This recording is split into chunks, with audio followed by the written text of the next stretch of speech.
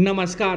प्रभा साक्षी podcast में आप सभी का स्वागत है। आज के इस पॉडकास्ट में हम बात करेंगे कि कैसे परिवारवाद की राजनीति से जनता उबने लगी है। तो आइए सुनते हैं आज के इस पॉडकास्ट को। लेकिन उससे पहले अगर आपने हमारे चैनल को सब्सक्राइब नहीं किया है तो ज़रूर कर ले, ताकि हर रोज़ आप ऐसे ही इंटरेस्टिंग और जानकारीपूर्ण पॉडकास्ट सुन सके। भारतीय जनता पार्टी के तमाम नेता और प्रधानमंत्री नरेंद्र मोदी एवं उनके मंत्रिमंडल के सहयोगी आजकल परिवारवाद की सियासत को लेकर काफ़ी गंभीर नजर आते हैं। जब भी मोदी या बीजेपी नेता जनता के बीच जाते हैं या फिर मीडिया से मुखातिब होते हैं तो परिवारवाद से देश को होने वाले नुकसान की चर्चा करना नहीं भूलते। जिस राज्य में वह जाते हैं उस राज्य में फैले परिवारवाद की राजनीति को निशाना बनाते हैं। बीजेपी नेता विपक्षी दलों के परिवारवाद पर तो हमला करते ही हैं, यह भी बताते हैं कि राजनीति में पुत्र मोह की कोई जगह नहीं होनी चाहिए। इससे फायदा कम नुकसान ज्यादा होता है। इसके कई उदाहरण देश में मौजूद हैं। पुत्र मोह के चलते हिंदू हृदय सम्राट बाला साहब ठाकरे ने अपने भतीजे और उनके यानी कि बाला साहब के सियासी उत्तराधिकारी समझे जाने वाले राज ठाकरे की जगह अपने बेटे उद्धव ठाकरे को शिवसेना की कमान सौंपती थी, जबकि उद्धव की राजनीति में कोई रुचि नहीं थी। वह वाइल्ड लाइफ फोटोग्राफर थे और उसी में खुश नजर आते थे, जबकि बाला साहब के भतीजे राज ठाकरे सियासत में रुचि रखते थे। इस बात का आभास बाला साहब को तो था भी, लेकिन चाचा बाला साहब के पुत्र मोह में भतीजे राज ठाकरे सियासी ठगी का शिकार हो गए। पुत्र मोह के चलते ही एक बार फिर से शिवसेना का अस्तित्व संकट में आ गया है।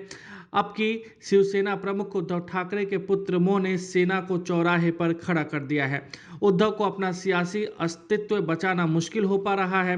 उद्धव के पुत्र मोह के चलते उनके सबसे वफादार नेता एकनाथ शिंदे और करीब 38 अन्य विधायकों ने पार्टी से नाता तोड़कर न केवल अपना अलग गुट बना लिया, बल्कि उद्धव ठाकरे से सत्ता छीनकर एकनाथ शिंदे मुख्यमंत्री भी बन गए हैं। बहरहाल भारतीय राजनीति में पुत्रमोह के चलते पार्टी के पतन का कोई यह पहला मामला नहीं है। शिवसेना इसका सबसे ताज़ा उदाहरण है। इससे पहले उत्तर प्रदेश में समाजवादी पार्टी के प्रमुख मुलायम सिंह यादव ने अपने पुत्र अखिलेश यादव को सियासत में आगे बढ़ाने के लिए अपने ही दो भाइयों को आमने सामने खड़ा कर दिया। एक ओर शिवपाल यादव ने अखिलेश यादव के खिलाफ ताल ठोकी, तो दूसरी ओर प्रोफेसर रामगोपाल यादव ने अखिलेश यादव को हर तरफ से सहारा देकर पार्टी का राष्ट्रीय अध्यक्ष बनाने में पूरी तरह से मदद की। इसका असर यह हुआ कि पार्टी इस महाभारत का शिकार हो गई और जनता के बीच जो साख बनी थी वह खत्म हो गई। समाजवादी पार्टी की दुर्गति लोकसभा व विधानसभा चुनाव में लोग देख ही चुके हैं।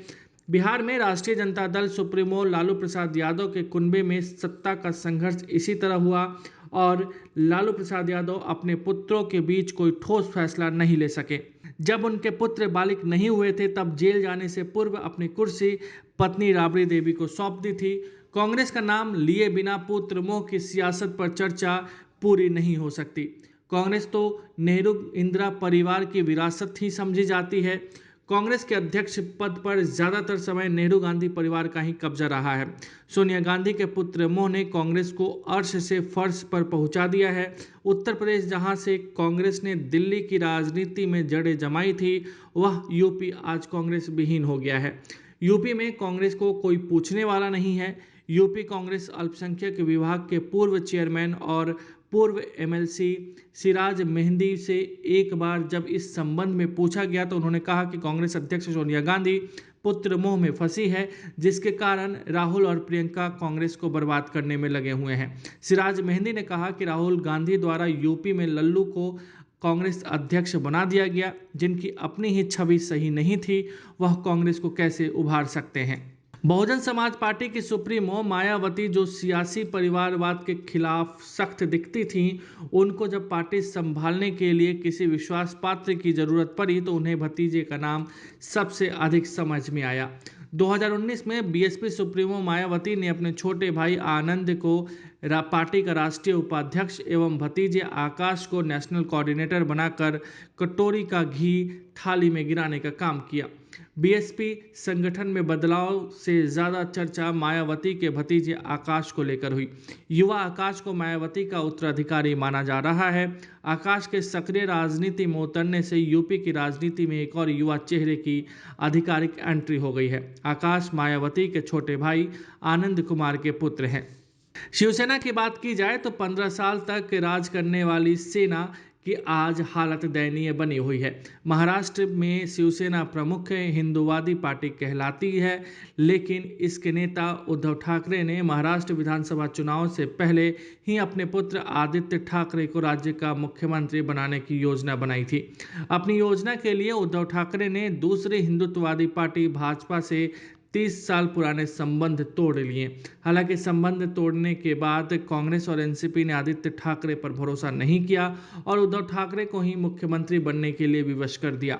अब उनकी पार्टी की साख को बट्टा लग गया है। इस साख को बचाने के लिए ही बार बार वह स्वयं को हिंदुत्ववादी पार्टी कह रहे हैं। साथ ही अयोध्या का दौरा करके राम मंदिर निर्माण के लिए 1 करोड़ रुपए देने का भी ऐलान किया है। पुत्र मोह का एक और बड़ा उदाहरण पश्चिमी उत्तर प्रदेश से मिलता है। वह है राष्ट्रीय लोक दल के सुप्रीमो चौधरी अजीत सिंह का। चौधरी अजीत सिंह उन चौधरी चरण सिंह की इकलौती संतान थे जिन्होंने अजीत सिंह की जगह हेमवती नंदन बहुगुणा और मुलायम सिंह यादव को अपना राजनीतिक उत्तराधिकारी कहा था। चौधरी चरण सिंह ने सियासत के लिए वंश नहीं बल्कि योग्यता को तहरीज दी थी, लेकिन अजीत सिंह ने अपने पिता चौधरी चरण सिंह की इस सीख से मुंह मोड़कर अपने पुत्र जयंत चौधरी के अलावा किसी अन्य नेता को आगे बढ़ाने का मौका नहीं दिया। इसके चलते राष्ट्रीय लोकदल इन्हीं दोनों पिता पुत्र के बीच सिमट कर रह गया। हरियाणा में देवीलाल चौधरी का भारतीय राजनीति में अच्छा खासा दबदबा था।